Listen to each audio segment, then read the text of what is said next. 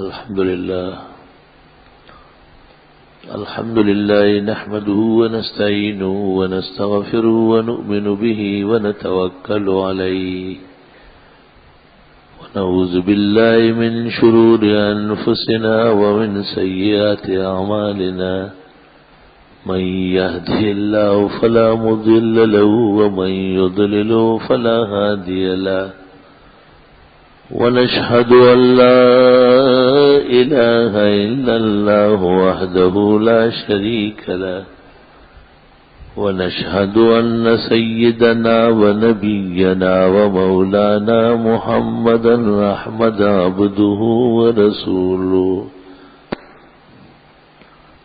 أرسله الله تعالى إلى كافة الخلق بين يدي الساعة بشيرا ونذيرا وداعيا إلى الله بإذنه وسراجا منيرا صلى الله تعالى عليه وعلى آله وأصحابه وبارك وسلم عليه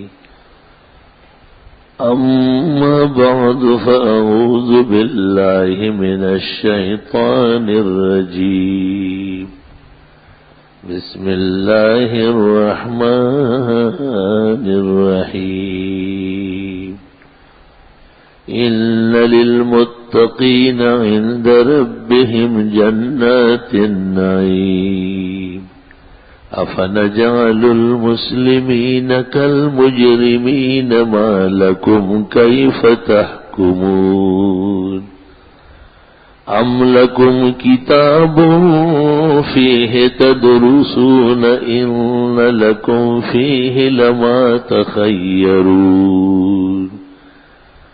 أم لكم أيمان علينا بالغة إلى يوم القيامة إن لكم لما تحكمون سلهم أيهم بذلك زعيم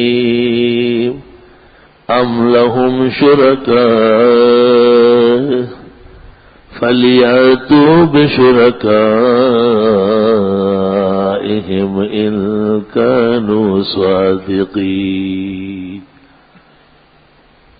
وأخرج الإمام الهمام أبو عبد الله محمد بن إسماعيل البخاري رحمه الله في الجامع الصحيح عن أبي هريرة رضي الله تعالى عنه قال قال النبي صلى الله عليه وسلم سبعة يظلهم الله يوم القيامة تحت ظل عرشه وفي رواية يوم لا ظل إلا ظل عرشه الإمام العادل والشاب نشأ في عبادة ربه ورجلان تحابا في الله اجتمعا عليه وتفرقا ورجل قلبه معلق بالمساجد ورجل طلبته ذات منصب وجمال فقال إني أخاف الله ورجل أنفق يمينه حتى لا تعلم شماله ورجل ذكر الله خاليا ففاضت عيناه وقال النبي المصطفى إن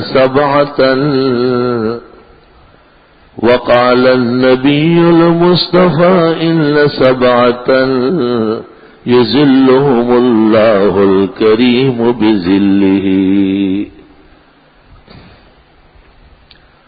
اللهم صل وسلم على عبدك ورسولك محمد وعلى آله وأصحابه وبارك وسلم عليه.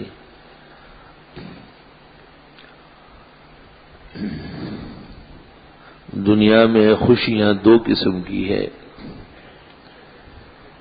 ایک خوشی وہ ہے جس کا تعلق دنیا سے ہے. دنیا کے امور میں جب ایک چیز مکمل ہو جاتی ہے، جس طرح لوگ چاہتے ہیں اور ایسی وہ بن جاتی ہے تو وہ دن خوشی کا سمجھا جاتا ہے. جیسے لوگوں کی خواہش ہوتی ہے اور اللہ ان کو بیٹا دے دیتا ہے تو وہ دن خوشی اور مسرت کا ہے.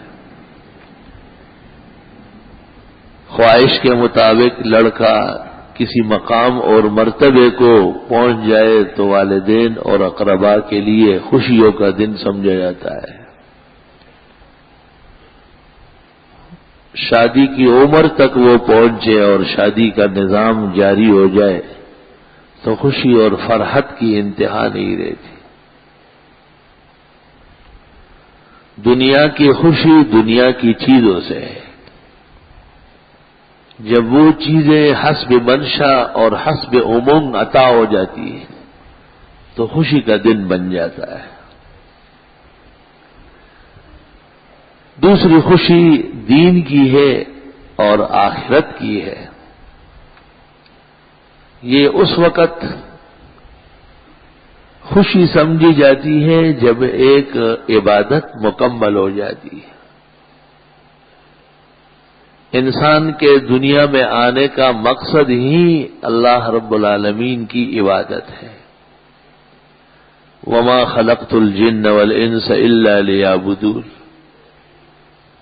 حق تعالی شانہ فرماتے ہیں کہ میں نے جن اور انس کی تخلیق ہی اپنی عبادت کے لیے کی. عبادت سے مراد ہے اللہ کو وحدہ لا شریک ماننا اور دور اور قریب سے صرف اسی کو پکار کر اس سے مانگنا. چنانچہ بخاری کتاب التفسیر میں ہے لیعبدون اے لیوحدون. عبادت تب معتبر ہوگی جب یہ اللہ کی توحید کا عقیدہ رکھیں گے اور اس کے مطابق عمل کریں گے. بہرحال جس طرح دنیا کی خوشیاں دنیا کے امور ملنے اور مکمل ہونے سے ہیں، اس طرح دین کی خوشیاں دینی امور کی تکمیل کے ساتھ ہیں. اس لیے حدیث میں اس کی مثال دی کہ للمؤمن فرحتان. مومن کی دو خوشیاں ہیں. اور فی روایت للصائم فرحتان. روزے دار کو کی دو خوشیاں ہیں. فرحت عند الافطار و فرحت عند لقائه الرحمن او کما قال.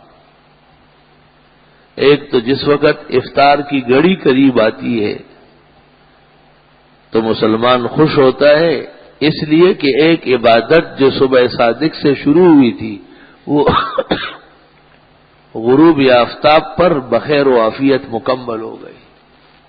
درمیان میں کوئی سفر نہیں ہوا، کوئی بیماری کا عارضہ پیش نہیں آیا اور کوئی بے چینی اور ایسی کیفیت اللہ نے مسلط نہیں کی جو عبادت کی شان کو نقصان پہنچا سکتی. افطار کی خوشی اس لیے نہیں ہے کہ لوگ کھائیں گے اور پیئیں گے. کھانا پینا تو حیوانات بھی کرتے ہیں، وہ کچھ خوشی مناتے ہیں. عند الافطار کی خوشی اس لیے ہے کہ دن بھر کا روزہ بخیر و عافیت اپنے انجام کو پہنچا اور مکمل ہو گیا، اور یہ اللہ کی توفیق اور عنایت کا نتیجہ ہے. اور دوسری خوشی مومن کو اس وقت بہت زبردست ہوگی جب اللہ تعالی روزے کا اجر اور ثواب اس کو عطا کرے گا. حدیث صحیح میں ہے کہ ہر عمل کا اجر اللہ فرشتوں کے ذریعے عطا فرمائیں گے، لیکن روزے کا اجر اللہ فرماتے میں خود دوں گا، کیونکہ الصوم لی وانا اجزی بہ. روزہ تو میرے لیے رکھا ہے اور میں اس کا اجر دوں گا. سوال یہ ہے کہ نماز بھی اللہ کے لیے پڑھی ہے، زکوٰۃ بھی اللہ کے لیے دی ہے اور حج بھی خداوند تعالی کے لیے کیا گیا ہے. اصل میں روزہ سر مکتوم ہے، وہ ایک سربستہ کیفیت ہے. اللہ تعالیٰ کے اور بندے کے درمیان صدق اور دیانت کا ایک اقدام ہے. اگر کوئی شخص غسل خانے چلا جائے اور وہاں لب بھر بھر کے پانی پی لے تو کس کو پتہ چلے گا سوائے اللہ کے؟ اگر کوئی شخص دن بھر کھاتا پھرتا رہے تو وہ مخفی رہ سکتا ہے، لیکن جس کے لیے روزہ ہے اسے تو سب پتہ ہے، علیم بذات الصدور ہے وہ۔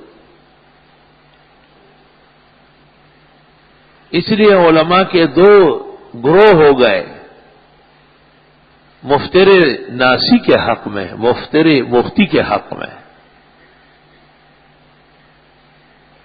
اس پر تو اتفاق ہے کہ روزہ نام ہے نہ کھانے نہ پینے نہ شہوت اور جماع کرنے کا، والامساک عن المفترات الثلاث۔ لیکن سوال یہ ہے کہ روزے کی حالت میں اگر کوئی بھول کر کھائے اور پیے تو صوفیاء کہتے ہیں کہ روزہ تو ختم ہو گیا۔ روزہ تو نام تھا تجویع النفس کا، نفس کو بھوکا رکھنے کا، اور یہ تو اشباع النفس ہو گیا، پیٹ بھر گیا۔ اس لیے صوفیاء بہت نازک مزاج کے ہیں، وہ برداشت نہیں کرتے۔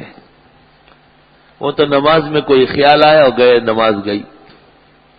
لیکن علماء شرائع، فقہاء و محدثین و مفسرین کہتے ہیں کہ نہیں، اس شخص کے لیے اللہ نے قانون اٹھا لیا۔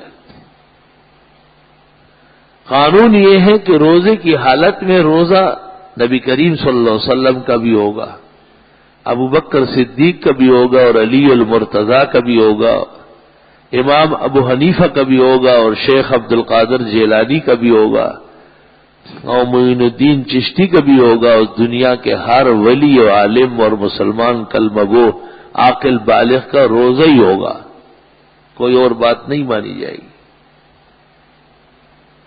ایک ایسا شخص کہ جو اس قانون سے مستثنا ہو جائے، یہ صرف اللہ کر سکتا ہے، کوئی اور نہیں کر سکتا۔ تو ایک شخص بھول گیا، اس کو روزہ یاد ہی نہیں رہا اور کھانے اور پینے لگا، تو علماء کہتے ہیں کہ اس کو قانون سے چند لمحے کے لیے مستثنا کر دیا۔ اس لیے بزرگان دین اس سے ہاتھ ملاتے تھے جو بھول کے کھا لیتا تھا، اور اس سے دعا کرواتے تھے کہ آج آپ خصوصی مہمان ہیں، اتنا بڑا نظام چند لمحے کے لیے آپ کو اٹھا لیا گیا۔ تو علماء کی دو جماعتیں ہو گئی، ایک جماعت تو یہ فرماتی ہے کہ بس اس کو دیکھو بھی نہیں اور کچھ کہو بھی نہیں، کنارہ کشی کر لو جب وہ کھانے لگا۔ اور مفتابی قول یہ ہے کہ اگر وہ طاقتور ہے تو کہہ دو کہ بھئی روزہ ہے، مت بھولو،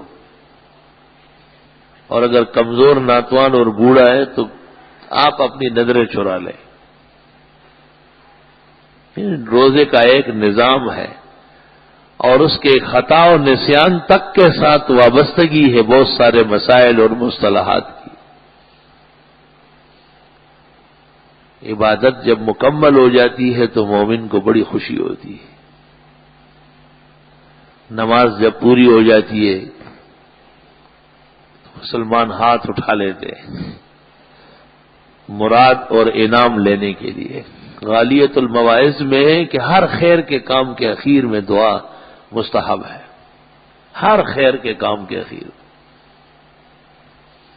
کسی بیمار کے عیادت کے لیے آپ گئے تو حدیث میں ہے کہ اس کے لیے دعا بھی کر لو کہ اللہ آپ کو صحت و شفا دے، وَنَفِّسُ لَهُ، اور تسلی بھی دے دو کہ کوئی بات نہیں، بیماری چلی جائے گی انشاءاللہ اور آپ روبہ صحت رہیں گے،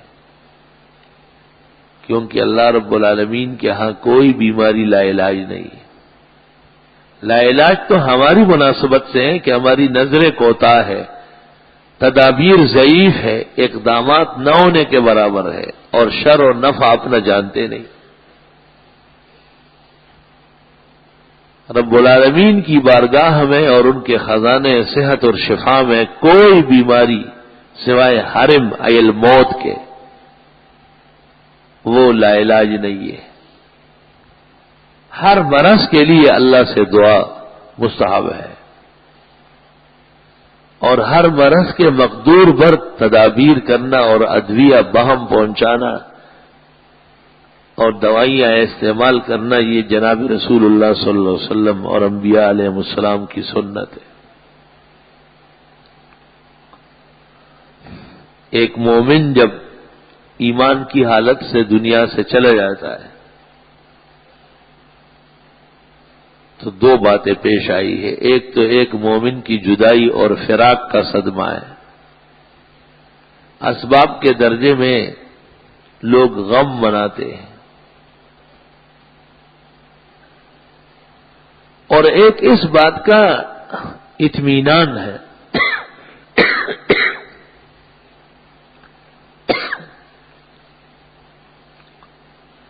کہ اگر روح ایمان کے ساتھ نکلی ہو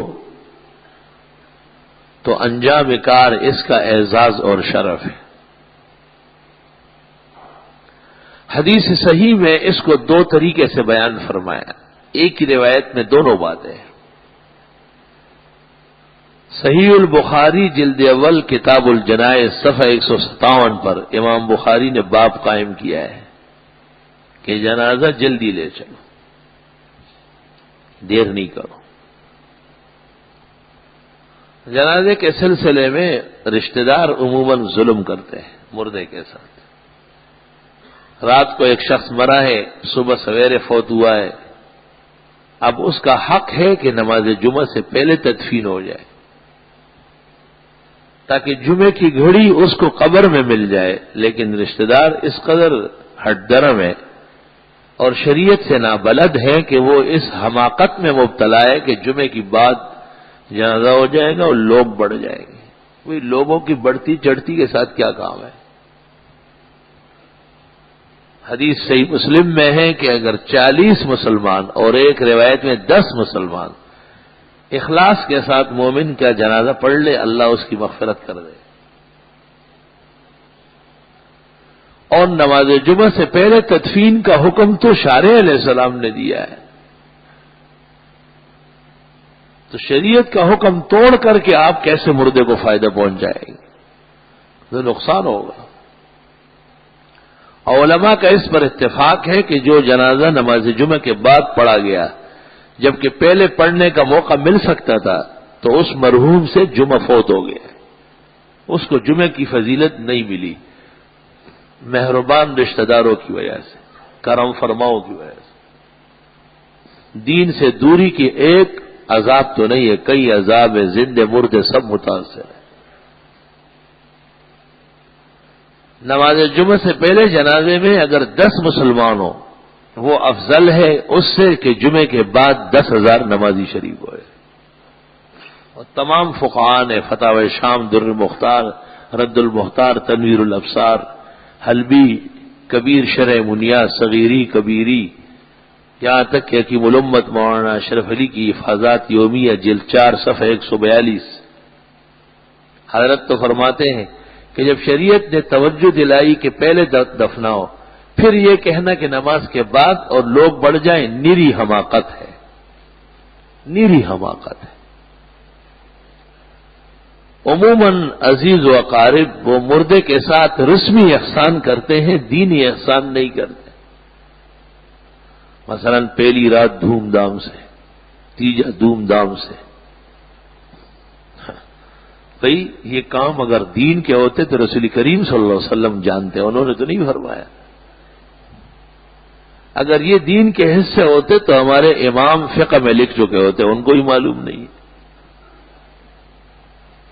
وہ ایک جنازے میں شریک تھا، وہ میت کا وارث ذرا یہاں کا اٹھنے بیٹھنے والا تھا اور اس میں کچھ حیا تھی، تو مجھ سے کہا کہ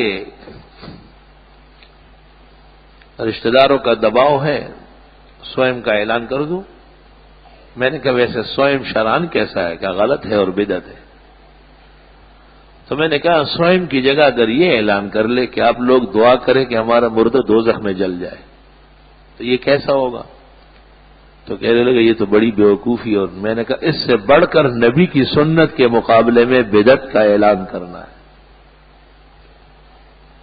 تو میں نے کہا مردے کو فائدہ کس میں پہنچے گا؟ میں نے کہا اونچی آواز سے اعلان کر لو کہ مردے کا سوئم نہیں ہوگا، کوئی تیجا و چیلم نہیں ہوگا، کوئی برسی نہیں ہوگی، رشتہ دار اور عزیز و اقارب کو جس وقت جس نماز سے پہلے یا نماز کے بعد ہمارے ہاں آ کر یا گھر پر سہولت ملے جو پڑھ سکے پڑھ کے بخشے.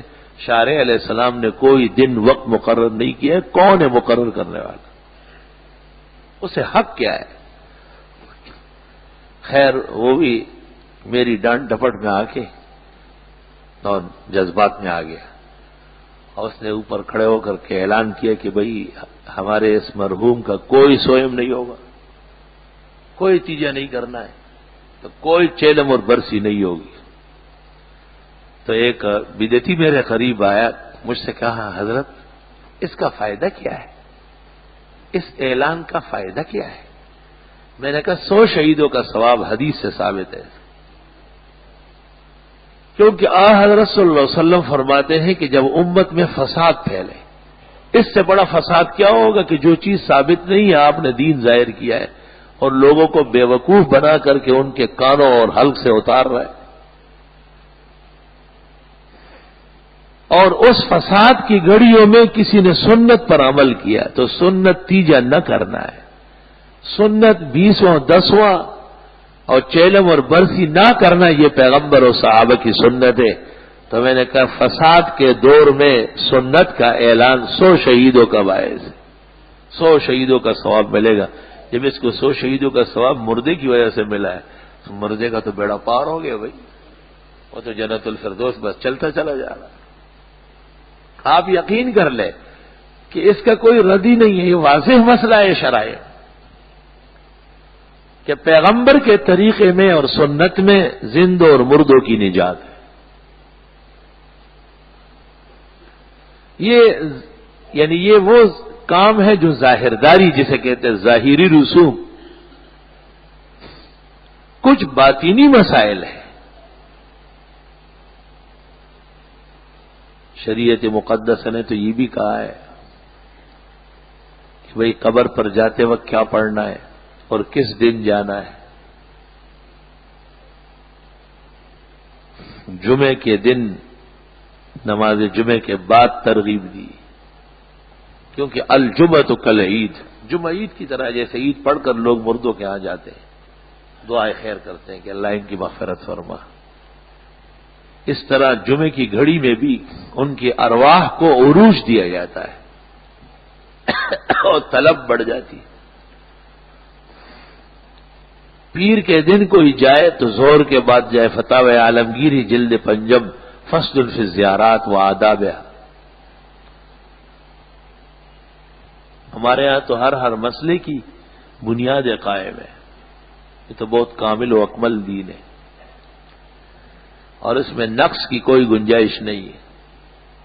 کاش کہ لوگ دین پر عمل پیرا ہو جائے اور عمل پیرا ہونے کا مردانوار عزم کر لے اور اس کو کام سمجھے.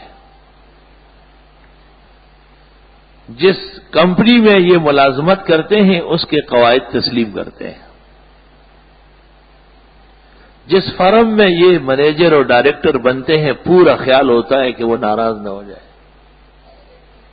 جس ملک میں یہ اترتے ہیں ایئرپورٹ پر جو امیگریشن ہوتی ہے نبھانی پڑتی ہے, پوچھتا کوئی نہیں. جتنی دیر لگے اور جتنی چیکنگ نہیں, بھائی کیا کرے اس ملک کی امیگریشن ہے. اسلامی روایات اور محمدی ہدایات اور توحید و سنت کی برکات اور عنایات, ان سے کیسے منہ موڑا جاتا ہے اور اس کا فائدہ کیا ہے؟ حیاً میتاً نقصان اٹھانا. تو حدیث میں جناب رسول اللہ صلی اللہ علیہ وسلم نے اس مسئلے کو اس طرح بیان فرمایا کہ جب کوئی شخص مر جائے تو اس کی تدفین جلدی کر لو. بس مرنے کے بعد کام یہی ہے کہ قبر تیار کرواؤ, جتنی دیر میں قبر تیار ہو رہی ہے اتنی دیر میں غسل کفن ہو جائے اور اس کو اٹھا کے لے چلو.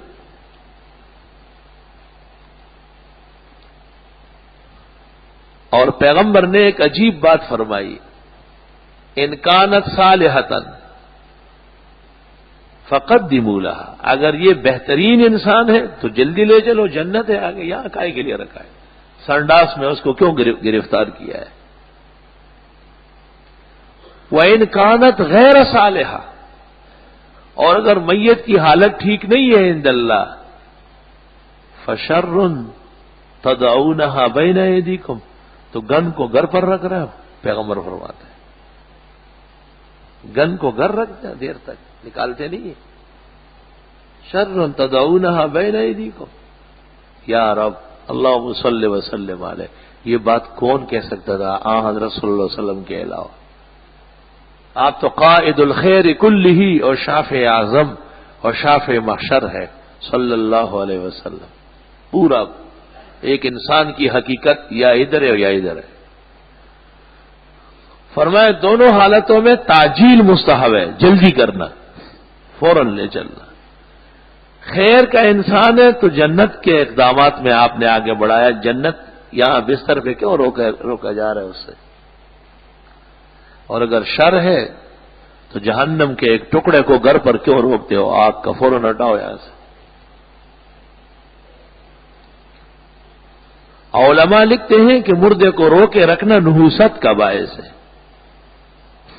نحوست کا باعث ہے، اور مردے کو لے چلنا جلدی یمن اور خیر اور برکت ہے۔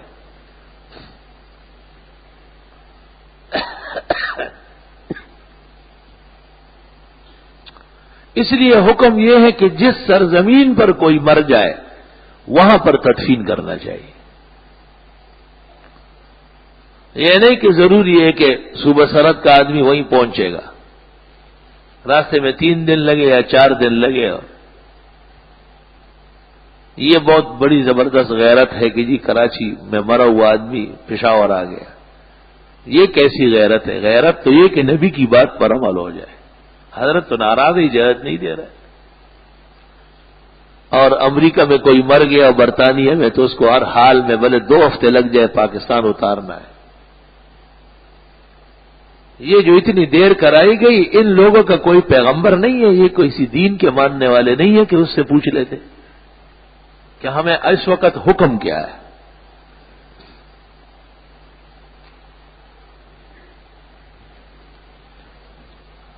ایک بہت بڑے آدمی کا انتقال ہو گیا، یہاں جنازہ آیا، ہم نے جنازہ پڑھا۔ جب وہ جنازہ ان کے علاقے میں پہنچا تو لوگ جمع ہو گئے کہ جو جنازہ دوبارہ پڑھیں گے۔ آج کل بھی رواج ہو گیا، فیشن ہے، کئی جنازے ہوتے ہیں، اور یہ فیشن عوام کی وجہ سے نہیں، اہل علم کی وجہ سے، وہ غفلت کر رہا ہے۔ تو وہاں کے ایک بڑے محقق عالم وہ کھڑے ہو گئے، انہوں نے کہا دیکھو بات سنو، یہ جو کراچی میں مفتی صاحب نے جنازہ پڑھایا ہے، آپ لوگ کی اجازت سے پڑھایا ہے؟ اس جنازے پر تم لوگ رضامند تھے؟ کہا بالکل، ہم ہی لے کے گئے ان کے یہاں۔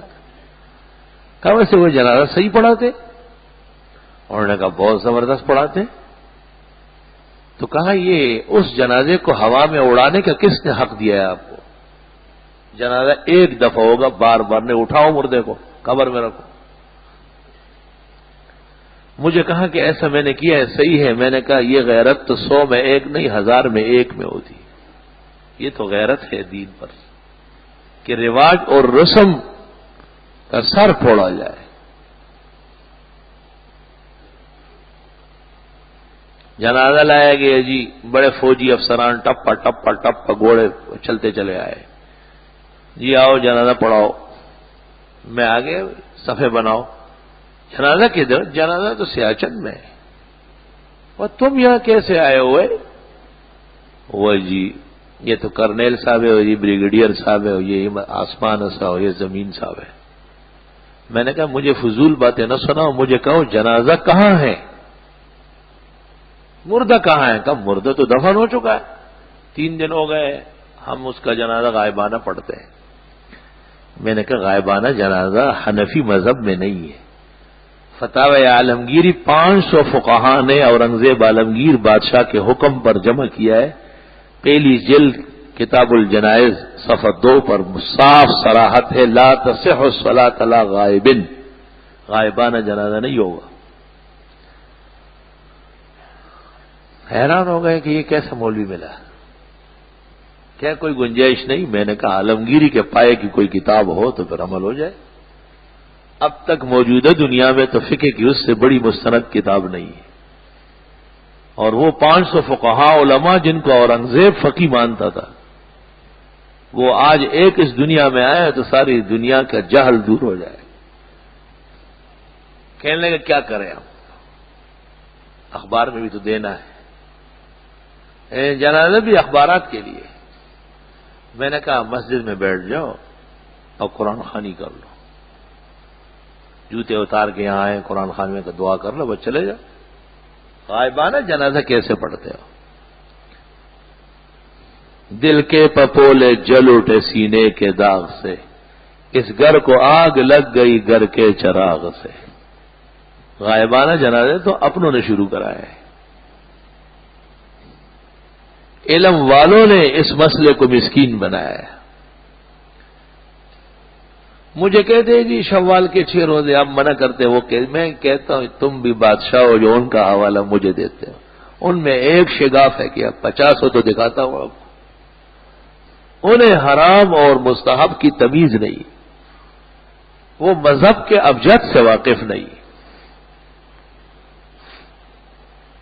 مسئلہ وہ ہے جو کتاب کے مطابق ہو، جس میں اجتہاد اور فقہ کی چاشنی پائی جائے، وہ مسئلہ مضبوط ہوگا.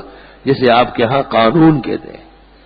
ہر اڑتی چلتی روایت مسئلہ نہیں بنتے. مسئلہ بننے کے لیے بہت بڑا دل گردہ اور بڑا مادہ چاہیے.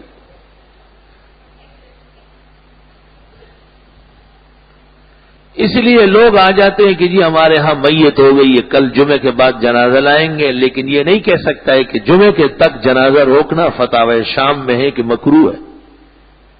کراہت کا لفظ شامی جو قانون کی مستند کتاب ہے جنائز میں موجود ہے، وہ یوں کرو احباس الجنازۃ الی صلاۃ الجمعہ لفظ موجود ہے.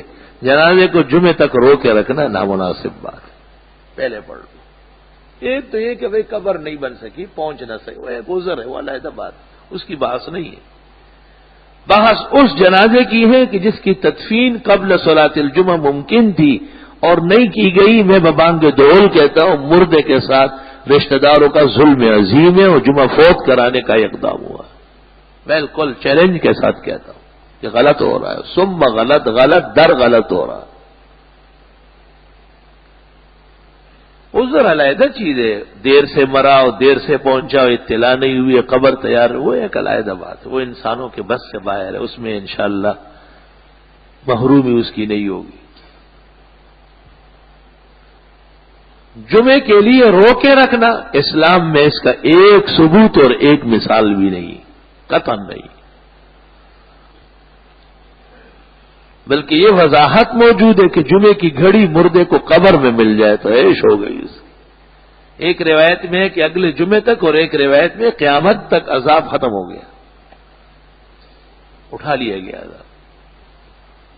ایسی مبارک گھڑی ہے ایک جس میں مسلمان جمع ہو کر کے اپنے اللہ کے حضور نماز جمعے کے لیے بیٹھتے ہیں اور پڑھتے ہیں. عید کا سما ہے. عید کے دن تو بادشاہ بھی حکم کر لیتا ہے کہ 100 قیدی چھوڑو، 200 چھوڑو، ادھر سے 1000 معاف کر دو. بادشاہوں کا دستور ہے.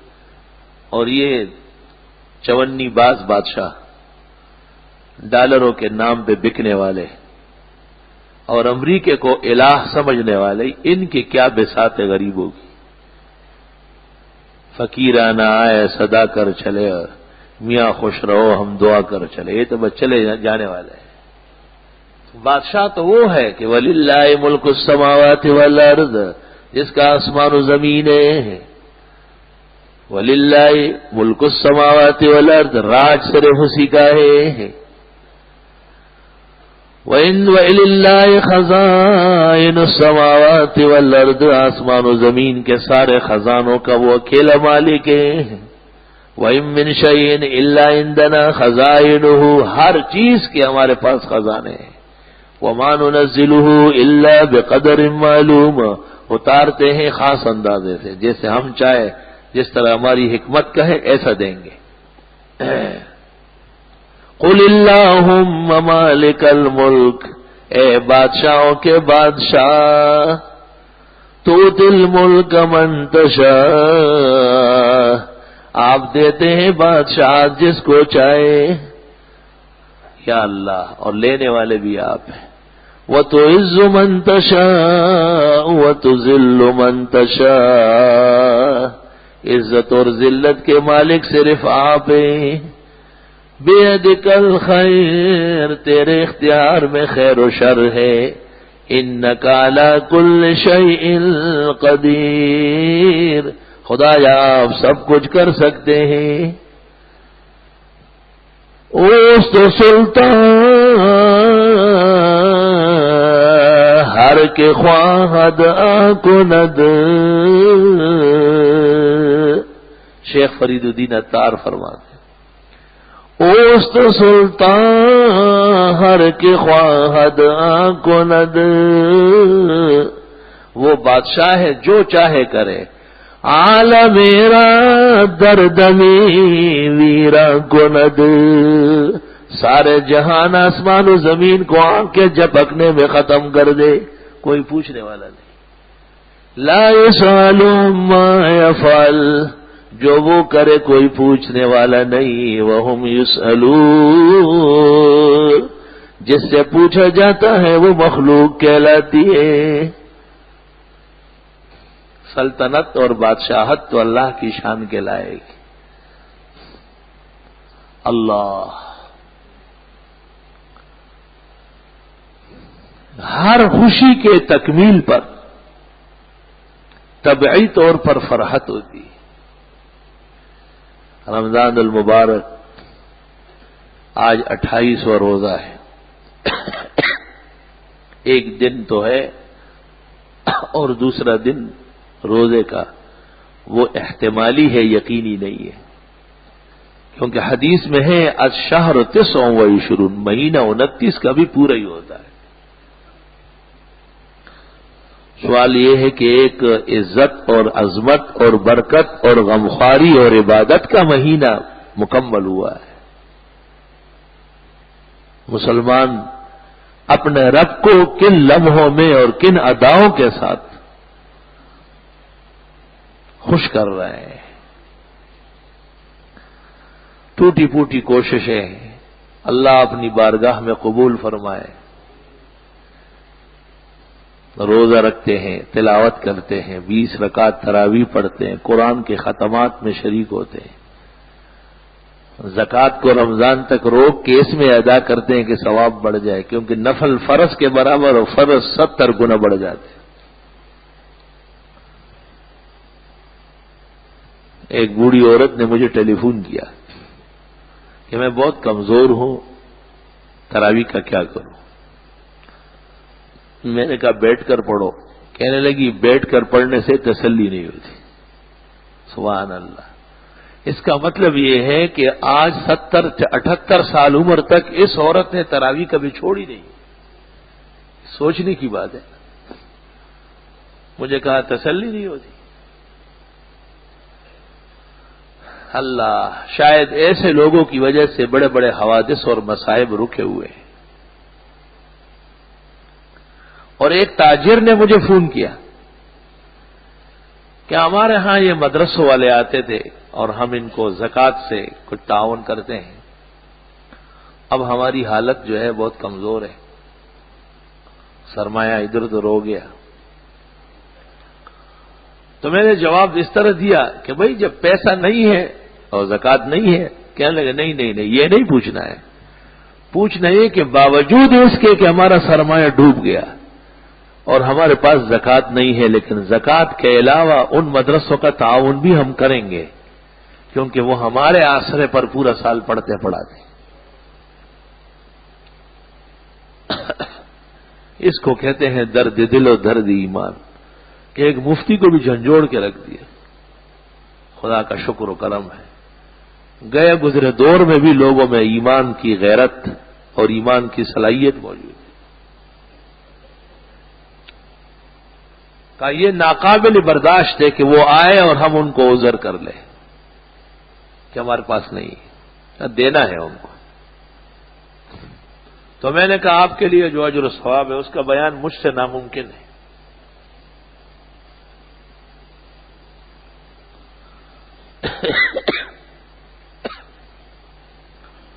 ہارون الرشید کی بیوی زبیدہ بادشاہ اور بیگم صاحبہ دونوں شاہی محل میں بیٹھے تھے.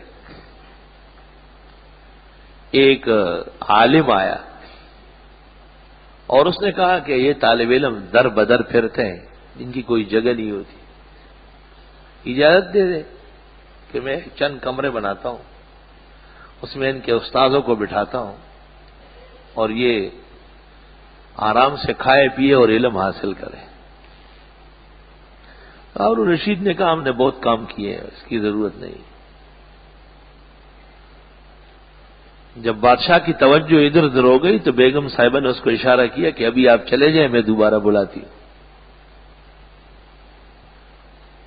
اس سے پوچھا کہ بھئی جو خرچہ ہے وہ میں کروں گی، لیکن بادشاہ کو پتہ نہیں چلنا چاہیے. اگر آپ نے بادشاہ پر واضح کیا تو میں خفا ہو جاؤں. اس نے کہا ٹھیک ہے.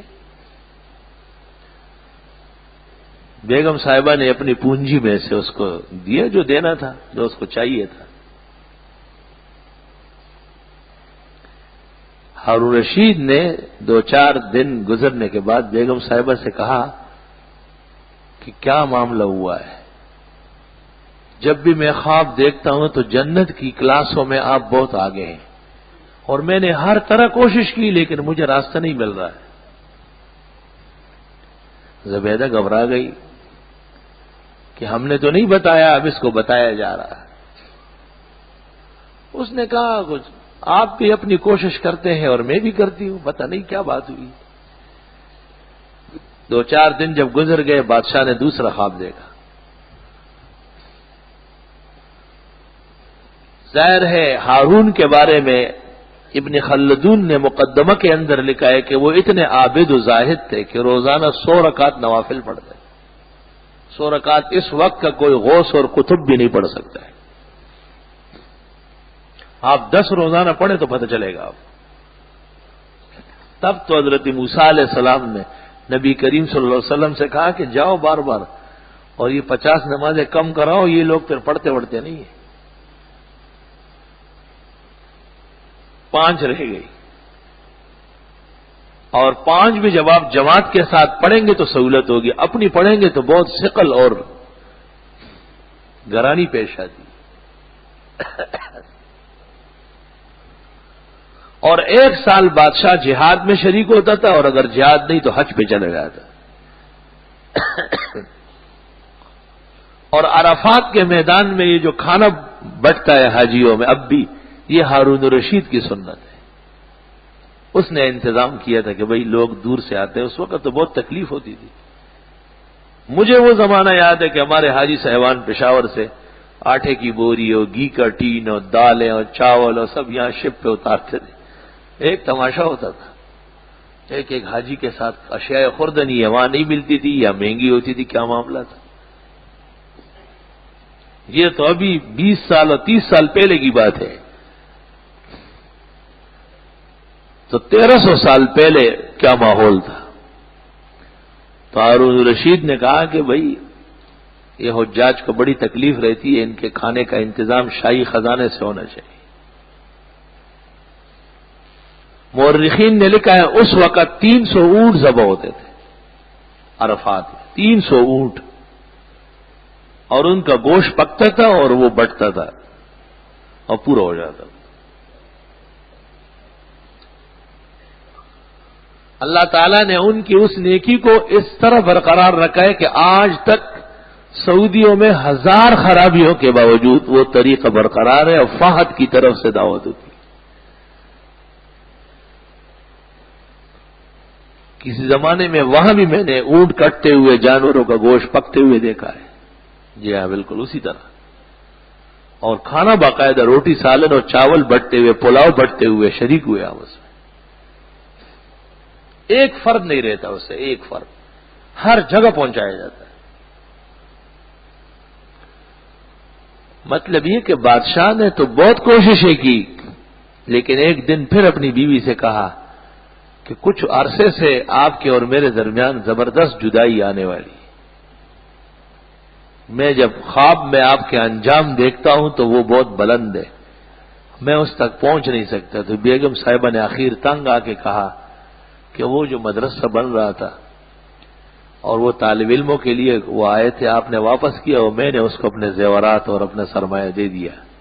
وہ بادشاہ نے کہا کہ میرا تو بیڑا غرق ہو گیا، میں 1 کے 10 اور 10 کے لاکھ دے دیتا. اتنا ضرور کہا کہ یہ تو وقت پر کام ہوتا ہے.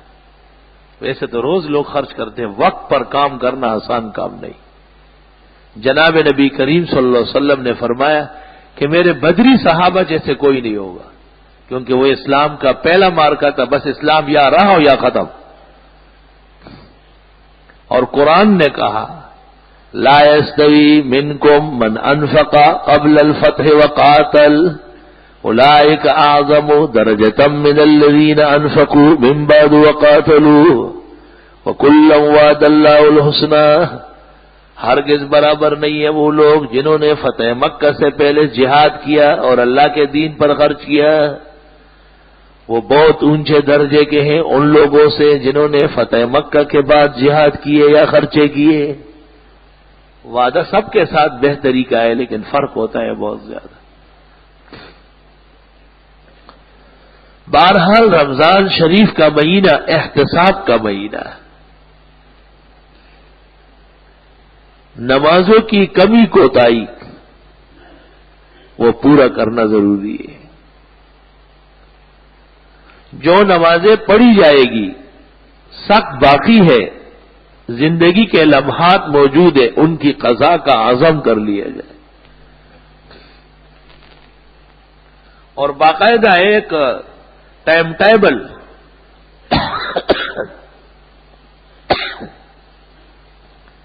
اور ایک محاسب کے ذریعے نمازوں کا اعداد و شمار کر لیے جائے کہ میرے بلوغ کو پہنچنے کے بعد مجھ سے کتنی نمازیں قضا ہو گئی ہوگی. حساب کرنا پڑے گا.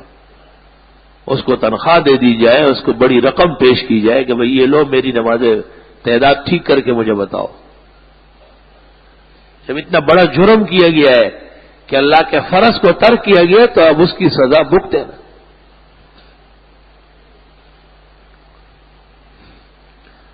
وہ اندازہ اور تخمین شرعاً معتبر ہوگا، اس کے مطابق پڑھی جائے قضا. اس کے بعد بھی دل کو آرام نہ ہو تو پھر نفلوں کی جگہ فرضوں کی نیتیں ہوتی رہے. میرے ذمہ اگر کوئی فجر باقی ہے تو وہ، میرے ذمہ اگر کوئی ظہر باقی ہے تو اس میں پہلی، اور حساب ٹھیک کرنا پڑے گا. اگر خدا نخواستہ یہ کیفیت نہیں رہی اور یہ زندگی ختم ہو رہی ہے اور ایسے امراض اور ضعف ہے کہ اب ممکن نہیں رہا. ہر وقت تو انسان ایک حالت میں نہیں ہوتا. ہمیشہ رہنے والی بس ایک اللہ کی ذات ہے، وہ لا یتغیر اور لا یتبدل. تو ایک مالک الملک ہے، شہنشاہ مطلق ہے. وہ رستم زمانہ بہت بڑا پہلوان و بہادر، اس کا نام آ جاتا تھا تو لوگ بھاگنا بھول جاتے تھے، پیر کام نہیں کرتے تھے، نیچے گر جائے. رستم پیچھے لگا، اب کیا بھاگوں گا. اس رستم زمانہ کا حال مورخ نے لکھا ہے کہ وہ ایک کمرے میں بیمار پڑا تھا، اتفاق سے لوگ چلے گئے سب. اس کو پیاس بڑی شدید لگی لیکن کوئی آیا نہیں. قریب میں مٹکا رکھا ہوا تھا، وہ رینگتے درمیان تک چلے گئے اور اس کی ہمت جواب دے گئی. اس نے زمین پر ناخن سے لکھا کہ یا وہ وقت تھا کہ میرا نام سن کر دوڑتا ہوا آدمی نیچے گر جاتا تھا، یا میں چند گھونٹ پانی کے ارمان میں دنیا سے جا رہا ہوں کہ کوئی آیا نہیں اور میری روح نکل رہی ہے. انسان کی زندگی پر بھی کوئی بھروسہ ہے. اس لیے توانائی، شباب، قوت، عزم اور ارادہ اس کو نعمت سمجھے. اغتنم خمسا قبل خمس، حیات کا قبل موت کا، مرنے سے پہلے زندگی کو نعمت سمجھو. وشباب کا قبل حرم کا، اور اس جوانی باغ و بہار عنفوان کی کیفیت کو مرجھا جانے اور بڈھا ہونے اور کمزور ہونے سے پہلے. وصحت کا قبل مرض کا، اور صحت و توانائی کو نعمت سمجھو، بیماری آنے والی، پھر کچھ کر سکو گے لیکن نہیں کر سکو گے۔ وغناءک قبل فقرک، اور اپنی مال و دولت سے کام لے لو اس کے ختم ہونے سے پہلے پہلے، فقر بھی آتا ہے۔ بادشاہ تخت سے نہیں اترتا اور جیل کے کمرے میں بند نہیں ہو جاتا۔ بادشاہ کی بیوی اور بیٹیاں لوگوں کے سامنے آؤ بکاؤ فریاد اور آنسو سے روتی نہیں ہے۔ جن کے حکم پر کبھی صوبے اٹھتے بیٹھتے تھے، گورنر اور وزیر اوپر نیچے ہوتے تھے، اب وہ ایک عام پولیس افسر سے درخواست کر رہی ہے کہ میرے ابا سے ذرا مجھے ملنا ہے۔ توبہ! دنیا کی نعمتوں پر کوئی فخر نہیں، فخر تو اس شکر پر ہے جس سے اللہ تعالی راضی ہوتا ہے۔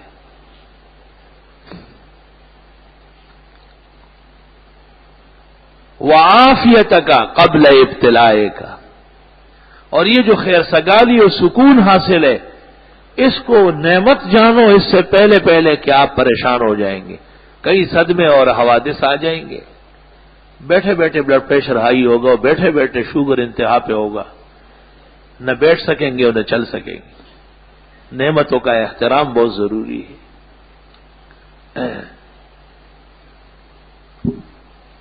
خدا نخواستہ اگر کوئی مومن نماز قضا کر چکا ہے اور پھر پڑھنے کی کیفیت اور زندگی اس کو نہیں مل رہی ہے تو پھر حکم یہ ہے کہ نمازوں کا تاوان دیں گے اور فدیہ، روزانہ 5 فرض اور 1 وتر، 6 نمازوں کا فدیہ ہے۔ سنت اور نفل تو گزر گئے۔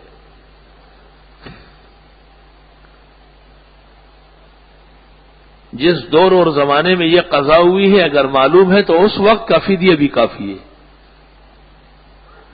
اور اندازہ بھی اس میں معتبر ہے، ورنہ جس وقت آپ ادا کر رہے ہیں پھر وہاں کا حساب بھگتے۔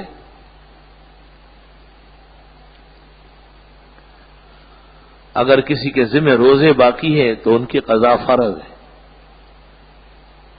اگر کسی نے مال کی زکوٰۃ نہیں دی ہے تو یہ نہیں کہ گزر گئے تو گزر گئے، نہیں، آپ کے ذمہ تاوان اور ڈنڈ باقی ہے، آپ مقروض اور مدیون ہیں اللہ کے بھی اور فقراء مساکین کے بھی، اس کا حساب بھی درست کر لیں۔ اگر حج فرض ہو چکا ہے، اتنی توانائی اللہ نے صحت کے ساتھ عطا فرمائی کہ آپ حرمین شریفین حج کے لیے چلے جاتے اور آپ کی واپسی تک آپ کے اہل و عیال کا نفقہ موجود رہتا، اور آپ نے اس میں دیر کی ہے تو اس گناہ پر بھی اللہ سے معافی مانگی، یہ بھی جرم ہے، کیونکہ پتہ نہیں ہے کہ آگے وہ بات رہے یا نہیں۔ فقہاء نے لکھا ہے کہ ایک شخص پر ایسا زمانہ گزرا کہ وہ حج کر سکتا تھا اور نہیں کیا، اور پھر نہ کر سکا، مجرم دنیا سے گزرے۔ ہماری نعمتیں اور خوشیاں اس طرح مکمل ہوتی ہے کہ ہم اللہ رب العالمین کو راضی کرنے کا عزم اور معاہدہ کر لیں۔ اگر رمضان کے روزوں میں اور تراویح میں اور سحری میں اور تلاوت اور دعا کے ساتھ یہ خیال رہا کہ معاملہ صاف کرنا ہے بالکل اور اللہ رب العالمین کو راضی رکھنا ہے، تو یہ رمضان ہمارے اور رمضانوں سے بہت بڑھیا ثابت ہوا، بہت بیش بہا اور قیمتی لمحات بن گئے۔ اور اگر یہ احساس نہیں رہا تو وہ ظاہری خوشی مکمل ہو جائے گی لیکن روحانی اور باطنی ترقی اور اعزاز نہیں مل سکے۔ جمعۃ الوداع کا کیا مطلب ہے؟ یعنی اس کے بعد رمضان میں کوئی جمعہ نہیں آئے گا، اس کے بعد جب جمعہ آئے گا تو رمضان شریف نہیں ہوگا، اور اگلے رمضان تک کون زندہ ہے اور کون مرے، کسرا وقوف نیز کے انجام کاری چیز، یہ غیب کا علم سوائے اللہ کے کسی کو نہیں۔ ایک 50 رفت در خوابے مگر ای 5 روز دریاوے، کہتے 50 سال تو تم نے ضائع کیے، اب جو 5 دن باقی ہے، 2 دن باقی ہے، اس کی تو قدر کر لے، احترام کر لے۔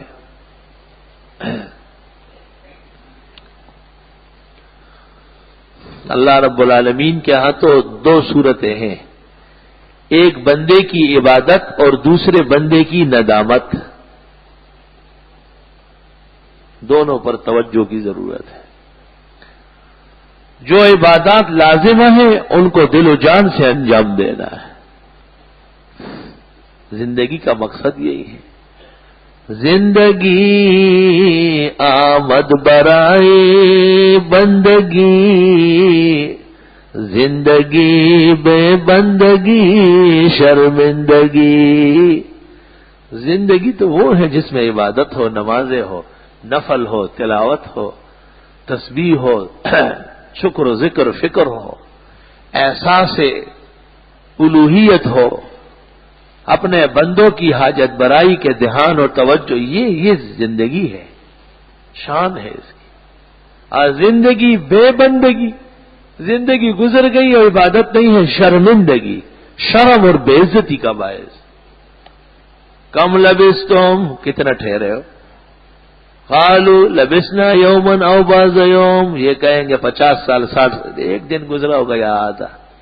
اللہ تعالیٰ فرمائے گا واقعی تم رہے ہی نہیں ہو، تمہاری وہ اتنی زندگی بھی برباد گزری ہے۔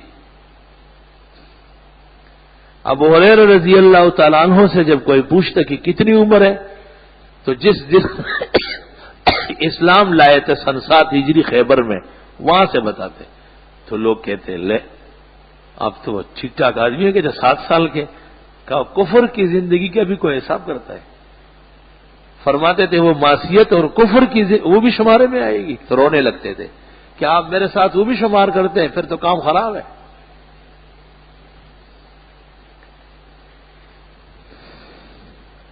اس لیے علماء نے لکھا ہے کہ اگر داڑھی رکھ لے اور لوگوں سے پوچھے کہ آپ پہلے مونڈتے تھے، تو بہت اجلت نہ کرے، بات ادھر ادھر کر لے، بس اس صدمے اور معصیت کے دور کو تازہ کرنا کوئی ضرورت نہیں، اس کی وجہ سے اللہ تعالیٰ تجھے پکڑ لے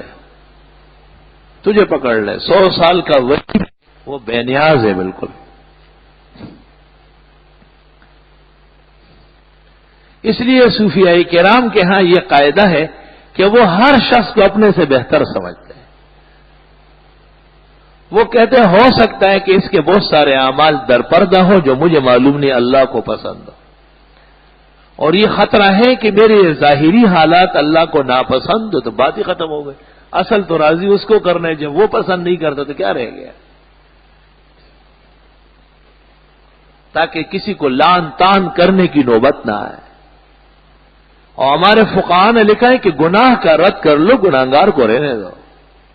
گناہ کا رد تو ضروری ہے، زنا کا رد، شراب پینے کا رد، جوئے کا رد، چوری کا رد، لوگوں کے مال ہڑپ کرنے کا رد، لیکن کسی کو نشانہ بنانے کی ضرورت نہیں ہے، اس کا معاملہ سپرد خدا ہے، وہ تو قاضی یا بادشاہ پکڑے، ہم اور آپ نہیں پکڑ سکتے، نہیں اجازت۔ ہاں گناہ کا رد کریں۔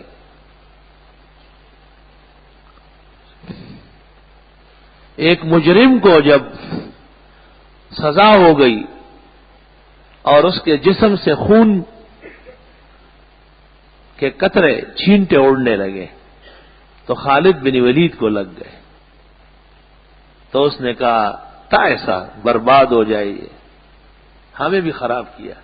تو آپ نے کہا ماہ یا خالد، ہاں ایسا مت کہو، انہ تاب توبتن، یہ توبہ کر چکا ہے، اور تائب کو تم تائسہ کہتے ہو۔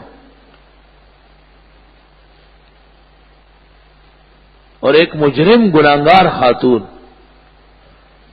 جس نے خدا کے نبی کے دربار میں اعتراف کیا کہ مجھ سے یہ جرم ہوا ہے، طہرنی یا رسول اللہ، پاک کر دیں۔ جب اسے حد ہوئی اور سزا نافذ کر دی گئی، طویل قصہ ہے احادیث میں، تو آپ نے فرمایا لقد تابت توبتن، یہ عورت اتنی بڑی توبہ کر چکی ہے، اگر 70 جہنمیوں پر تقسیم کر دیا جائے سب معاف ہو جائے۔ اور اس کے ساتھ جو مائز اسلمی ملوث ہوا تھا، جب وہ لایا گیا اور اسے حد جاری ہوئی، تو آپ نے فرمایا لقد تاب توبۃ لو قسمت علی اہل المدینہ ووجبت لهم النار لغفر لهم، یہ وہ تو عورت تھی 70 آدمی بخشا سکتی تھی، یہ مرد تو اتنی بڑی توبہ کر چکا ہے کہ اگر اس کی توبہ ایک شہر کے گناہگاروں پہ بانٹا جائے اور دوزخی ہو چکے وہ سب جنتی ہو جائیں گے. بعضوں کی توبہ، بعضوں کی غفران عجیب و غریب ہوتی ہے. ہر شخص کا اپنے اللہ سے ایک راز اور معاملہ ہے، اور ہر شخص اپنا سر اپنے مالک کے دربار پہ نیچے رکھتا ہے اور اپنی جبین سائی کو اس کے سامنے سے دریزی میں تبدیل کرتا ہے. اور خدا جانے کہ اس میں کتنی توانائی اور طاقت ہے.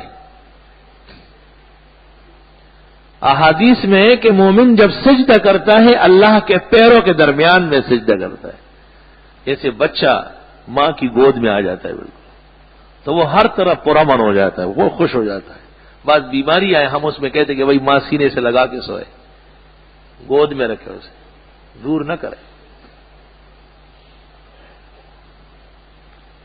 اللہ تعالی سے بندگی کا معاملہ کہ وہ معبود ہے اور ہم عاجز اور مسکین بندے ہیں، وہ لائق عبادت ہے اور ہم سے عبادت میں بڑی کوتاہی اور غفلتیں ہو رہی. شیخ عبد القادر جیلانی رحمت اللہ علیہ نے ایک عارف کو، خدا رسید انسان کو کعبے کے دروازے کے باہر دیکھا کہ وہ رو رہا تھا اور کہہ رہا تھا ما عرفناک حق معرفتک وما عبدناک حق عبادتک. خدایا جیسے جاننا چاہیے تھا ایسا تو نہ ہوا، اور جیسی عبادت آپ کی ہم پر فرض تھی ایسا بھی نہ کر سکا. پیرانی پیر ساری زندگی روتے تھے اور کہتے تھے اس کامل کو پہنچنا مشکل ہے جو کعبے کی عبادت کر کے واپس ہوا اور یہ ترانہ گا رہا تھا.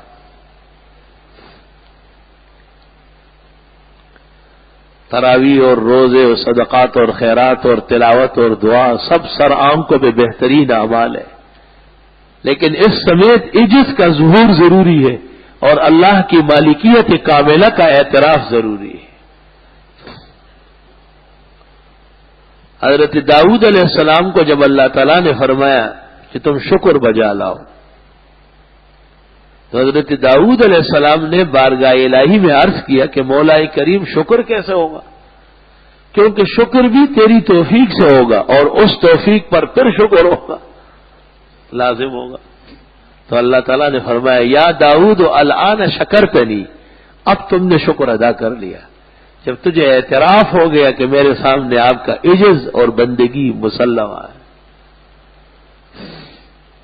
جناب نبی کریم صلی اللہ علیہ وسلم جب نماز سے فارغ ہو جاتے اللہم انت السلام ومنک السلام، خدایا سلامتیوں کے مالک آپ ہیں، جس کسی کو سلامتی ملے گی آپ سے ملے گی. تبارک یا ذا الجلال والاکرام، اے عزت اور جلال کے مالک. حدیث کی دعا صرف اتنی ہے حینا بالسلام وادخلنا، یہ سب کے سب ڈالا گیا ہے. محدثین نے اس کا رد کیا ہے کہ یہ نہ پڑھنے کے الفاظ. کبھی آپ نماز سے فارغ ہوتے ہی اللہم لا مانع لما آتیت، خدایا آپ دینے لگے کوئی روکنے والا نہیں، ولا معطی لما منعت، اور آپ روکنے لگے کوئی دینے والا نہیں، ولا ينفع ذا الجد منك الجد، بڑی طاقت اور فائدے والا بھی تیرے مقابلے میں کچھ نہیں کر سکتا. یہ توحید بھرے ترانے اور کلمات نبی نماز کے بعد امت کے سامنے ادا کرتے تاکہ لوگ خدا کو پہچان لیں، اس کی عظمت کو سمجھے اور اپنی عاجزی اور بندگی کو سمجھ لیں. حضرت زینب رضی اللہ تعالی عنہا حضرت کی بڑی صاحبزادی، ان کا بچہ بہت بیمار تھا، بس قریب المرگ تھا، موت کی ہچکیاں شروع ہو گئی تھی، تو کھلوایا کہ ابا جان آ جائے. تو حضرت نے کھلوایا کہ میری بیٹی کو کہو فلتصبر ولتحتسب، صبر کرے اور ثواب کی نیت کرے.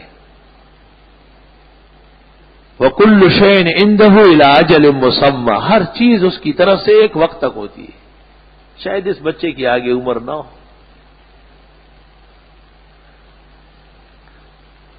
تو حضرت زینب نے کہا کہ اس اللہ کی قسم دیتی ہوں جس نے آپ کو رسول برحق بنا کے بھیجا کہ آپ کو آنا پڑے گا. تو حضرت صلی اللہ علیہ وسلم اللہ تعالیٰ کا نام سن کے فوراً اٹھے، 5-6 بڑے بڑے صحابہ ساتھ. جب بیٹی کے گھر آئے تو وہ نواسا جو تھا وہ تڑپ رہا تھا. آپ نے ہاتھوں میں لے لیا گود میں, اور حدیث میں ہے کہ آپ نے فرمایا ان للہ ما اخذ ولہ ما اعطى. جو چیز اس نے لے لی اسی کی تھی, اور جو ہمارے پاس تھی اس کی دی ہوئی تھی. وکل شیء عنده الی اجل مسمى. ہر کام اس کے حکم سے ایک وقت تک ہوتا ہے. بندگی دے کے ذرا عجز دے کے. اور حدیث میں کہ حضرت کے چہرے پر آنسو کی بارش شروع ہو گئی, تھر تھر تھر آنسو گرتے رہے. مگر خدا کے فیصلے کے سامنے جتنے مطیع اور منقاد انبیاء علیہ السلام ہوتے ایسا کوئی اور نہیں ہو سکتا. آج رسول اللہ صلی اللہ علیہ وسلم سے بعض مسائل پوچھے گئے, آپ نے فرمایا خدا سے کون پوچھ سکتا ہے, میں نہیں پوچھ سکتا, ہمیں اجازت نہیں. ایک آدھ دفعہ فرمایا اگر میری جگہ موسیٰ علیہ السلام ہوتے شاید پوچھ لیتے, وہ کلیم تھے. میرا ادا تو یہ ہے کہ میں بالکل نہ پوچھوں, جو وہ کہے اس کو مان لوں. صلی اللہ علیہ وسلم. علماء نے عجیب بات لکھی ہے, انہوں نے لکھا ہے کہ یہ بڑا بیٹا جو ہوتا ہے بہت اقرب, یہ والد کا بہت تابعدار اور بالکل اشارے سمجھ کے چپ رہتا ہے. چھوٹا بچہ تو کبھی داڑھی سے پکڑتا ہے, کبھی ادھر بیٹھتا ہے, کبھی قلم چھیڑتا ہے, اس کو کچھ نہیں کہا جاتا. بعض اولیاء بڑا شور شرابہ کرتے ہیں. علماء نے انکار کیا ہے کہ یہ عظمت کی دلیل نہیں ہے, یہ کمزوری کی دلیل ہے. عظمت تو اس میں ہے کہ سادگی, سکوت اور لب کشائی نہ کی جائے, بالکل اسے عظمت کہتے ہیں.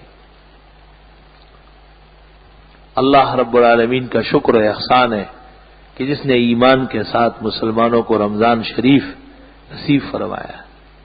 خوش قسمت اور نیک بخت مومن ہے وہ جس نے ان مبارک مہینے اور ایام و لمحات میں اللہ کو راضی کرنے کی کوشش کی. ایسے بھی ہیں جن کے لیے رمضان و شعبان اور رمضان و شوال برابر گزرے. اللہ ان کے جرائم اور کوتاہیوں کو معاف فرمائے, اور پورے عالم کے مسلمانوں کو اللہ رب العالمین اپنی خوشنودی کی دولت عطا فرمائے. وآخر دعوانا الحمدللہ رب العالمین. بسم اللہ الرحمن الرحیم. اللہ. انہوں نے پوچھا ہے کہ میری بہن کے ہاں بیٹی کی پیدائش ہوئی, جو کہ پیدائش کے وقت اس کی حالت صحیح نہیں تھی. اس پریشانی میں میں نے اس کے بائیں کان میں پہلے اذان تھی اور پھر دائیں کان میں اقامت کی اذان دی. کیا ایسا کرنے سے اذان جی اذان ہو گئی؟ ترتیب بدل دی لیکن اذان درست ہے. اس بارے میں کہ کیا بات کیسے حدیث میں وارد ہے کہ جب صحابہ کرام نماز پڑھ رہے ہوتے تو بعد میں آنے والے صحابہ ان کو جماعت میں سلام کرتے ہوئے نماز کے لیے آتے, وہ دائیں ہاتھ کے اشارے سے. یہ تو بخاری شریف میں ہے کہ بعد میں منسوخ ہو گیا. رسول اللہ صلی اللہ علیہ وسلم نے منع کیا کہ نہ بات کر سکتے اور نہ سلام کا جواب. میری والدہ جو شوگر کی مریض ہے, گزشتہ 4 روز سے علیل ہے اور ٹانگوں میں درد و تکلیف میں مبتلا ہے. اللہ تعالیٰ صحت و شفا عطا فرمائے. میں نے اپنے بیٹے کا نام محمد رکھا. لوگ کہتے صرف محمد نام رکھنا ٹھیک نہیں, محمد نام ہی کامل و اکمل ہے. اگر دوران اعتکاف احترام کی صورت میں نجاست کپڑوں سے نکل کر مسجد کے فرش پر لگ جائے تو کیا پوری مسجد نہیں وہی جگہ دھوئی جائے گی 3 مرتبہ, اور ہر مرتبہ کپڑے سے پوچھی جائے؟ ناخن کاٹنے سے کیا وضو ٹوٹ جاتا ہے؟ جب خون نکل آئے تب.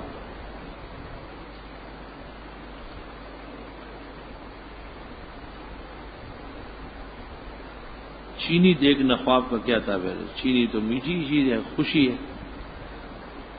ختم قرآن میں حافظ صاحب کو چندہ لینا جائز ہے. چندہ نہیں, یوں غلط باتیں مت کرو. کہو ختم قرآن کے موقع پر قرآن کریم سنانے والے کا اکرام کرنا عبادت ہے, بہت بڑا ثواب ہے. کچی قبر زمین سے تقریباً کتنے انچ اونچی ہو؟ 1 بالش اونچی ہو. معلوم یہ کرنے کی حقیقت 7 دن سے پہلے کیا جا سکتا ہے؟ نہیں, 7ویں دن ہی عقیقہ ہوگا. اگر نہ ہو سکا تو پھر 14ویں دن, نہ ہو سکا تو 21ویں دن. اس کے بعد عقائق ختم. جماعت المسلمین کو کافر کہنے کی وجہ, سب سے بڑی وجہ وہ مسلمانوں کو کافر سمجھتے ہیں اور نام مسلم کو مسلمان مانتے ہیں. اس کے علاوہ تمام مسلمانان عرب و عجم کو کافر سمجھتے ہیں بلا دلیل کے، صرف نام کی وجہ سے. اور بخاری شریف میں ہے کہ جو مسلمان کو کافر کہے وہ ان میں سے ایک کافر ہوگا. اب وہ تو کفار ہے نہیں تو یہ یقیناً کافر ہے. قسم کا کفارہ کیا ہے؟ فَكَفَّارَتُهُ إِطْعَامُ عَشَرَةِ مَسَاكِينَ مِنْ أَوْسَطِ مَا تُطْعِمُونَ، 10 مسکینوں کو 2 وقت معتدل کھانا کھلانا.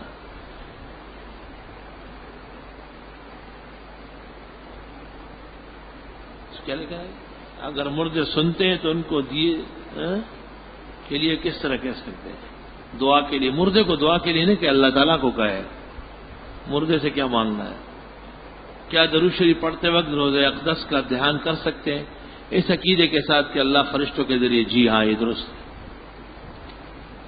فقہ حنفی کے مطابق رفع یدین کے بغیر نماز ادا کرنے کا طریقہ صحیح بخاری ثابت ہے.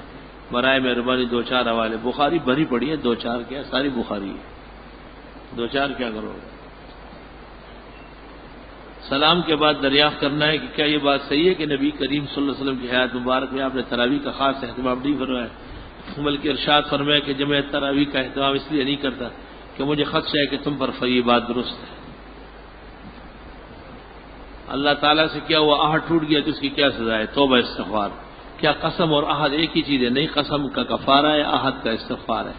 میرے پاس حج کی ویڈیو فلم ہے، اس کو توڑ دوں، اس کے اوپر مٹی کا تیل چھڑک کے آگ لگا دے. اگر کوئی شخص وتر کی 1 رکعت میں جماعت سے رہ گیا تو جماعت کے ختم ہونے پر جب اپنی آخری رکعت پڑھے گا تو دعائے قنوت پڑھ سکتا ہے یا نہیں؟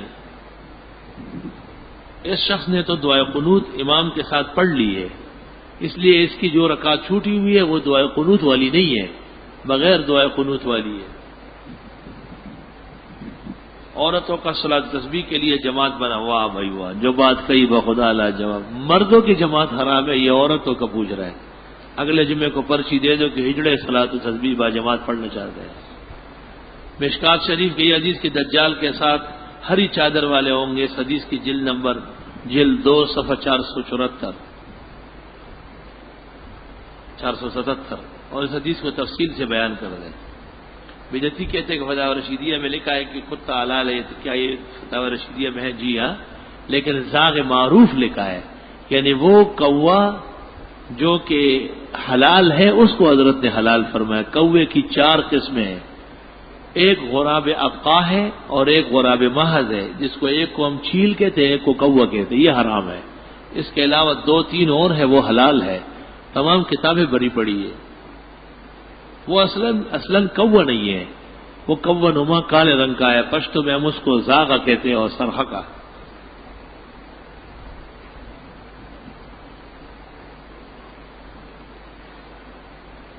مسعود اظہر نے اپنے تقریر میں کہا کہ جس گھر میں جیش محمد کا جھنڈا ہوگا، بہرحال ان کی باتیں ایسی اڑتی ہوئی بات ہے.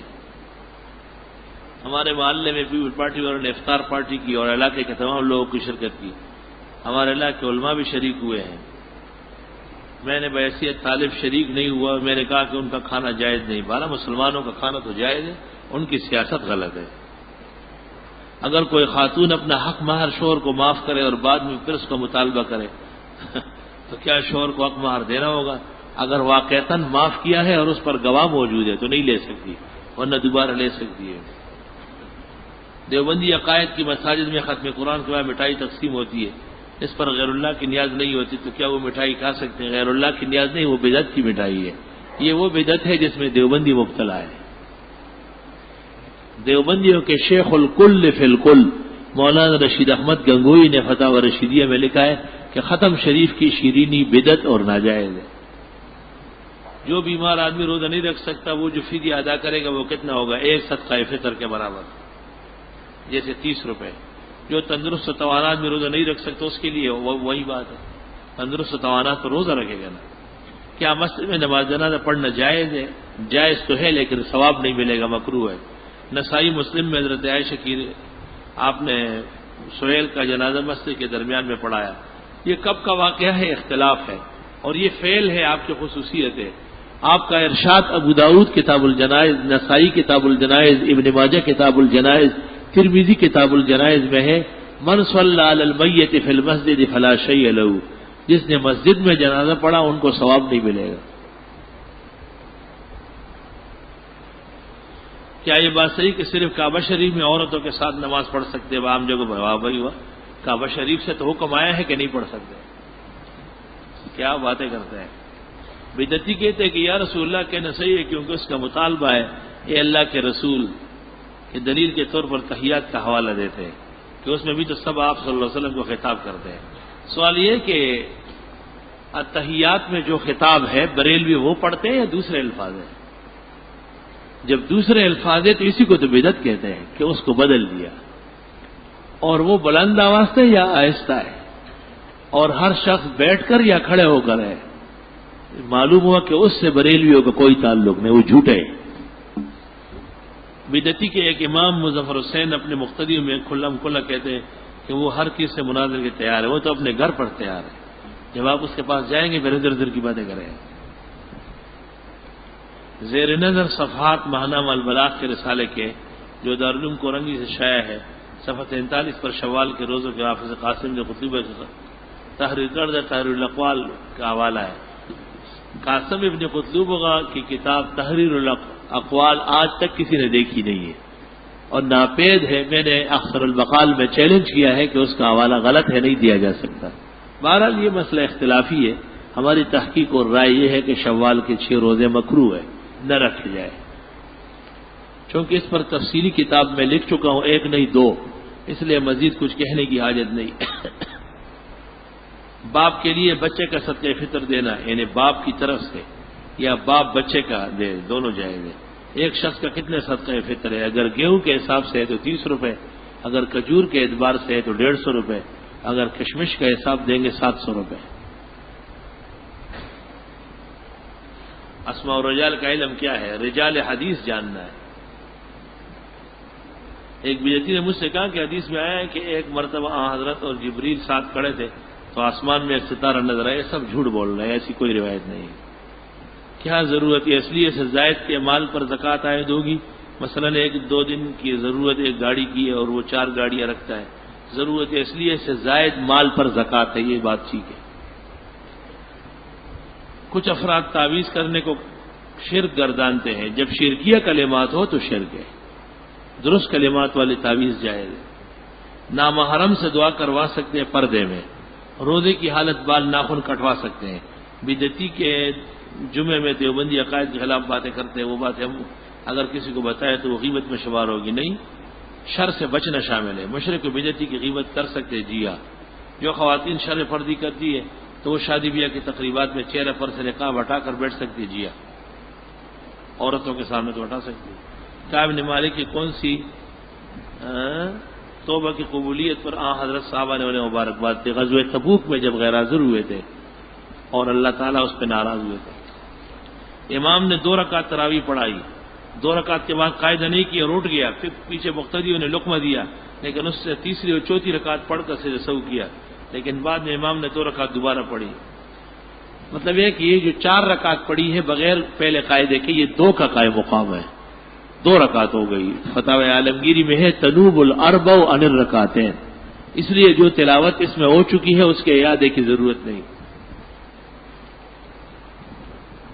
اگر کسی نے قسم کھائی کہ فلاں کام نہیں کروں گا اور اگر کیا تو روزے رکھوں گا، اب قسم توڑنے پر صرف قسم کا کفارہ ادا کرنا ہوگا، قسم کا بھی کفارہ ہوگا اور روزے بھی رکھے گا۔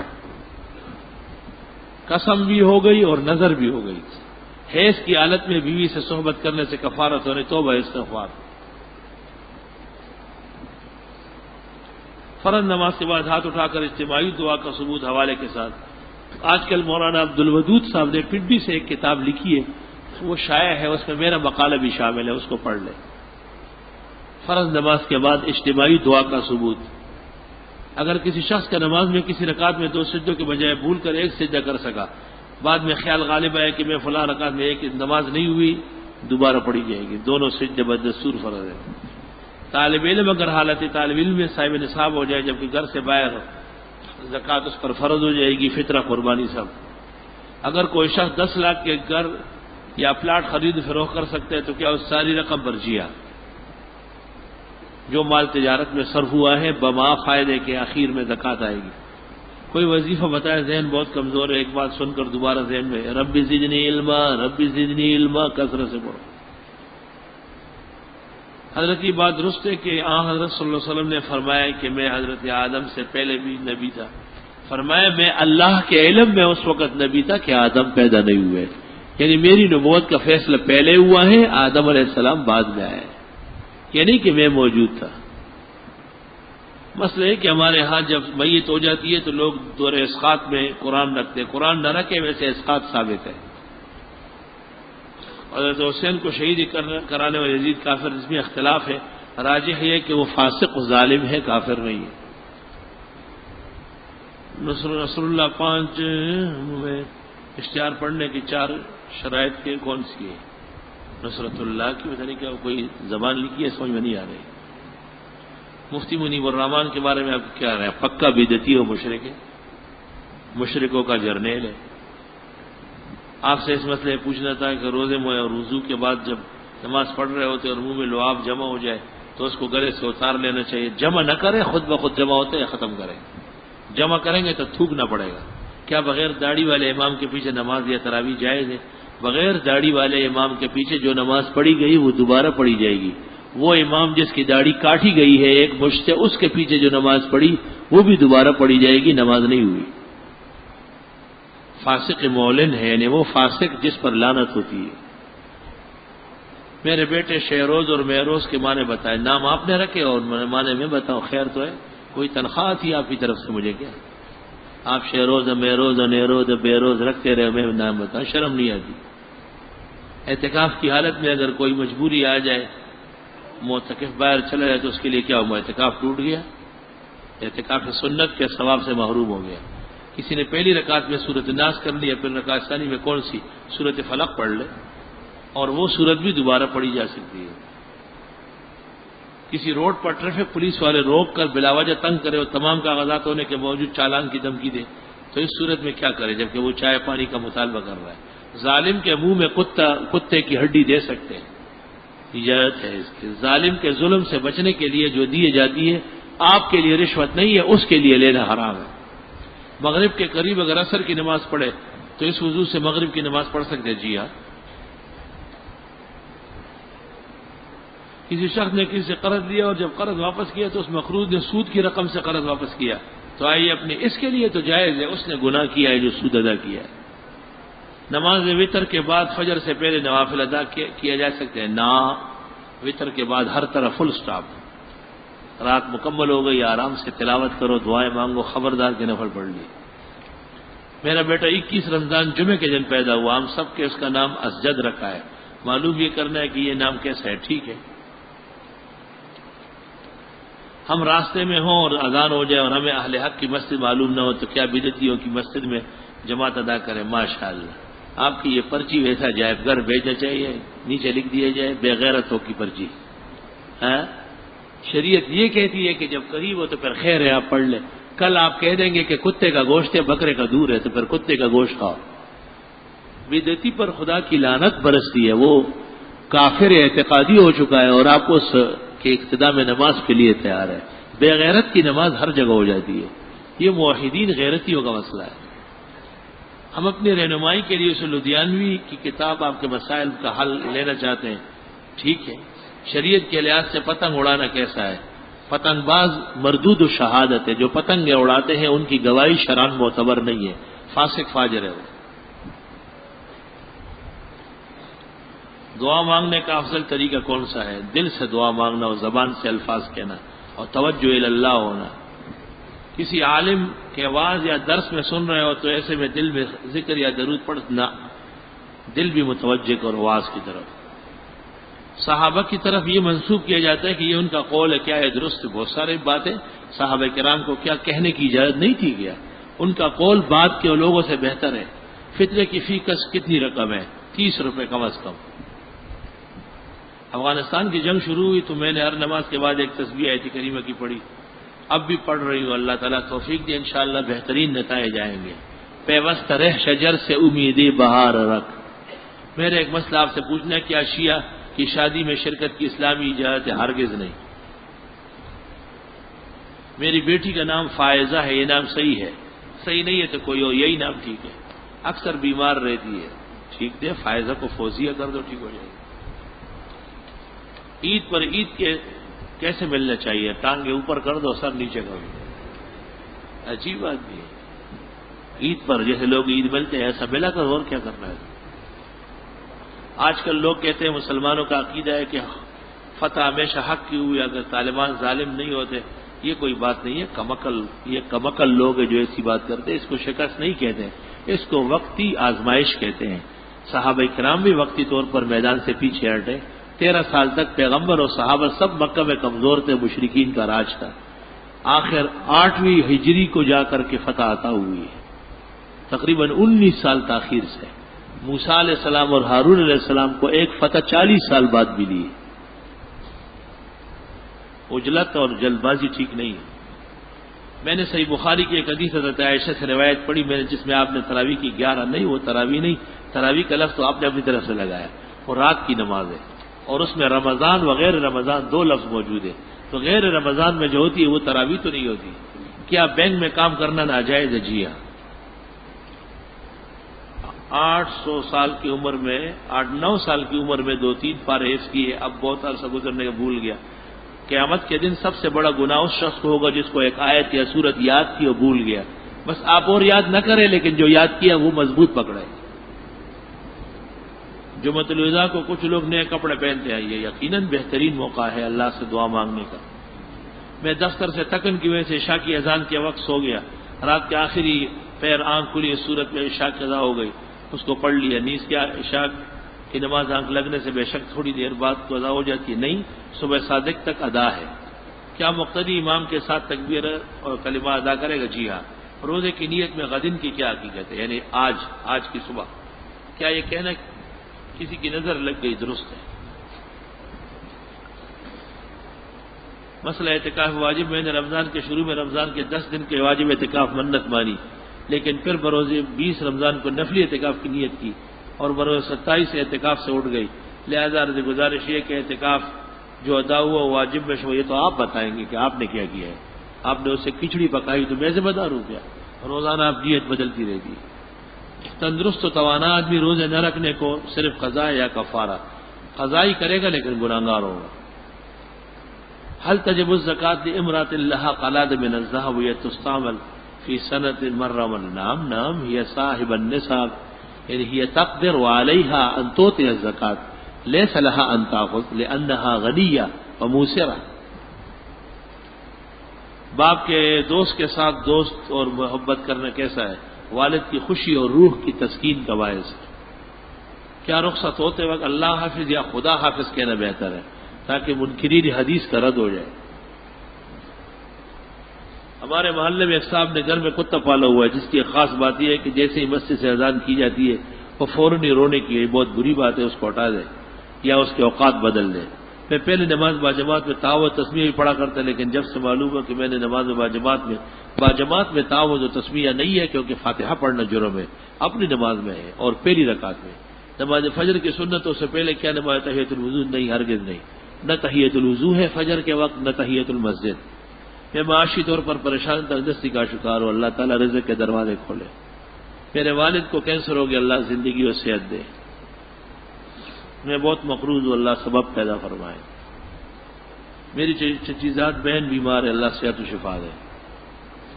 میرے والدین کے لیے دعا کرے کہ اللہ ان کو سے آمین. میرے لیے دعا کرے آمین. حضرت دعا کرے کہ میری نوکری بحال ہو جائے، اللہ تعالیٰ خیر و عافیت سے بحال فرمائے. میرے بھائی کو دم ہو گیا، اللہ زندگی اور صحت دے. الحمدللہ رب العالمین. نستغفرک اللہم ونسألک السلام والعافیہ. چند دن پہلے پتہ چلا کہ مدینہ منورہ میں ہمارے بزرگ مولانا عاشق الہی صاحب کا انتقال ہوا ہے. دعا فرمائے اللہ حضرت کی مغفرت فرمائے، درجات عالی فرمائے، پسماندگان کو صبر و اجر دے. کل ہمارے ایک دوست مولوی یوسف صاحب کے والد کا انتقال ہوا ہے. دعا فرمائے اللہ پاک مرحوم کی مغفرت فرمائے، حسنات قبول فرمائے، سیئات بشریہ معاف فرمائے، اور شفاعت کی دولت اللہ نے اور ہم سب مسلمانوں کو نصیب فرمائے. ابھی جس مسلمان کا جنازہ پڑھا گیا ہے اللہ ان کی مغفرت فرمائے اور ان کے پسماندگان کو صبر و اجر عطا فرمائے. صلی اللہ تعالی